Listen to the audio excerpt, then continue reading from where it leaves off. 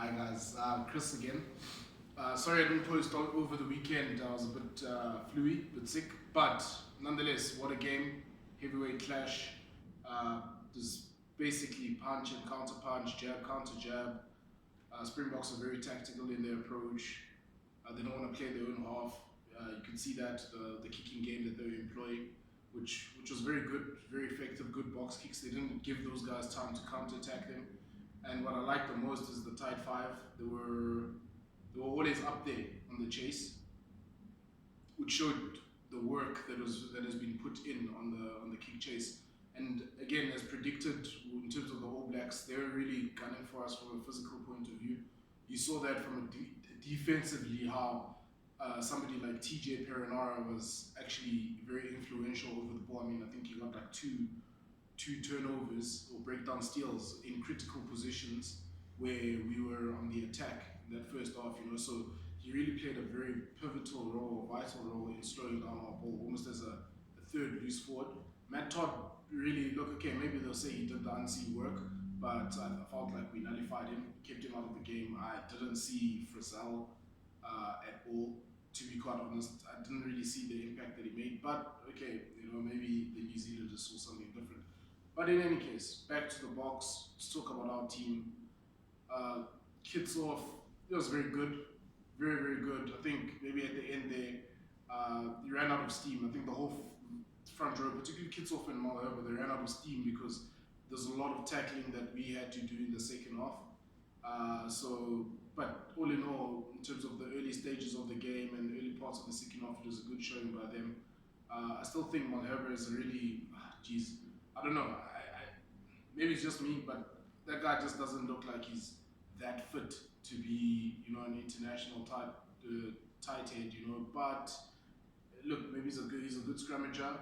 Although I feel that he could really get into better shape, to be quite honest, and perform much better, which he probably can.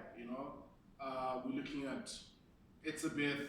Oh, what a performance from him. Mostert as well. Good engine on him, even talking about one of those kicks, he got in the air, got one of those boss kicks down, kept or retained possession for us. And then our loose forwards again, I think they were very massive. Quagga Smith, he did well, although he didn't really have that much of a big influence on the game, but he did a lot of the dirty work, unseen work. Peter Steff as well, what a freaking engine on that guy, what a player. Dwayne Vermeulen as well, look, it wasn't like the most explosive game that he's had for the Springboks. He's had better games, but he didn't play badly at all, not at all. Faf, he did well up until he got that head knock. Andre Pollard, I felt as well, he was solid at 10. Of course, he delivered what he needed to. Dialende as well, look, I don't think there was much opportunities in that game for the backs. But he did well with what he had. He got us that go forward. He released it whenever he did. And defensively, I think it was very important for him and Lukhanyo to stay connected, which I actually felt they were very, very connected. They did well defensively to keep that All Black midfield under pressure in the first half, and it showed because they were playing backwards the whole time. We just kept on shooting up and hitting those guys. Cheslin Colby, what more do you need to say about this guy? David, he was up against his Goliath and he just kept on smashing Rico Ioni. Rico Ioni he didn't expect that, I think after last year when he scored the try against Cheslin, he probably thought that it was going to be one of those games again for him, but Cheslin didn't give him a chance. He just kept on smashing him, hitting him low, textbook, copybook tackles. What more can you ask for from the guy, and even his X-Factor play there at the end, that got Yankees, that man Hirsch into that space and getting that try. Valiru, I felt, look, he's solid, he's got that experience, but hey, I don't know. I think, he's not giving that X factor. He's no longer got that X factor or that unpredictability of years gone by. But we'll see what he delivers over time, particularly in the World Cup.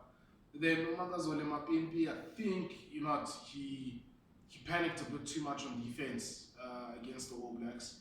Particularly in the try, he rushed up too quickly, without really. I think there wasn't really that trust when it came to the overlap that they had, especially looking at the defensive system that the Springboks look to employ. It just looks like he wasn't patient enough to allow the play to unfold so he can make that decision. So he quickly made that decision. Good on him for trying to make a decision, but I think he made quite a lot of incorrect decisions defensively on the read coming up, but something that he will get better at. They'll definitely sharpen up on that on the defensive end of it. In terms of the replacements, geez, Beast, Bongi, Trevor, they all made a big impact coming on. RG Snyman, although RG Snyman actually he irritated me in the sense that after we got the 3 points, we we just conceded a penalty, so that's on the kickoff. So that really was annoying. I'm sorry, it was actually after New Zealand got the 3 points and he gave away a penalty directly after that at the kickoff. So it was just like, come on, man. Keep the discipline. It's a tight game. It's a huge match. And then Francois Lowe, look, I won't lie. I think I've been bagging him for the past 2 weeks, saying that he's a bit old. But when he came on, he made crucial plays, stopping the momentum of the All Blacks and coming up with a turnover. And then that man Hirsch, wow, this kid, I don't know if whatever God he prays to, he's blessed, man. He's very good. Shows up at the right place at the right time. Everything is going for him. And look, long may that continue for him. And then Jesse Creel and Franz Steyn. Those substitutions, I won't lie, I didn't quite understand those substitutions because to me it looked like once Lukanyam came off at outside centre, Jesse Creel went on. We lost a bit of the organisation that we had. And as I said against Australia, I was worried, or after the Australia game, that I'm worried about how the Springboks will handle the tempo play when the All Blacks bring in the subs, and that's really we almost got found out, to be quite honest with you. They weren't clinical in terms of their execution, but the moment they started playing with that tempo, moving us from left to right, we were very vulnerable. And I think part of that, from a defensive point of view, was our starting outside centre having been substituted, because I felt like he had organised the defence very well in the first half. He was pressing very nicely, keeping the line connected. So I felt, look, Jesse Creel didn't really make an impact. I didn't really see a need for that substitution unless it was something technical. But only the coach will know that. That's why he's the coach. That's why we're the supporters and we can comment. And then the substitution of Francois Steyn, again as well. He didn't make an impact. He came on. There was no impact that he made into that game. Even his carries was very flat. There was no momentum in his carries. And of course, those guys were just hitting him, stopping him in his tracks. And as well, defensively, there wasn't that speed. The line speed was not the same coming from the midfield as it was with when we had Dialende on there. So I still think the verdict is out in terms of his value. Look, maybe he'll have a role to play in terms of mentoring the guys, just as